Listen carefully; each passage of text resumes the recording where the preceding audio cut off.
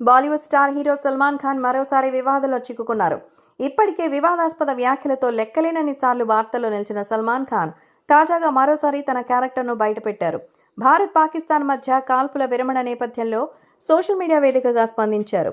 ఇరు దేశాల మధ్య సీజ్ ఫైర్ సందర్భంగా దేవుడికి కృతజ్ఞతలంటూ పోస్టు పెట్టారు.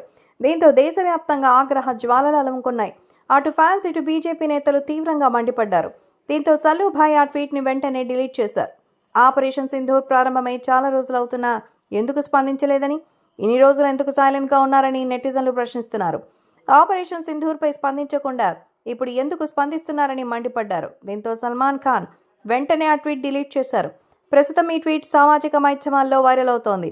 సల్మాన్ ఖాన్ వ్యాఖ్యలపై బీజేపీ నేతలు తీవ్ర ఆగ్రహంతో ఉన్నారు.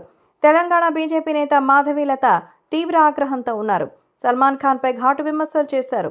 తీవ్రవాదులు లోపలే ఉన్నారని, ముందు వాళ్ళని తరిమేయాలని ట్వీట్ చేశారు. మరికొంతమంది మాత్రం ఆ ట్వీట్లో సల్మాన్ ఖాన్ తప్పేమీ లేదని అన్నారు. సీజ్ ఫైర్ ఒప్పందానికి దేవుడికి థ్యాంక్స్ చెప్పాడని, పాకిస్తాన్ సీజ్ ఫైర్ ఉల్లంఘించిన నేపథ్యంలో ఆ ట్వీట్ని సల్మాన్ డిలీట్ చేశారని అంటున్నారు. ఇటీవల జరిగిన పహల్గామ్ ఉగ్రదాడిపైన సల్మాన్ ఖాన్ ట్వీట్ చేశారు. భూతల స్వర్గం కాశ్మీర్ నరకంగా మారుతోంది. అమాయకులని లక్ష్యంగా చేసుకున్నారు. నా హృదయం వాళ్ళ కుటుంబాల గురించి ఆలోచిస్తోంది.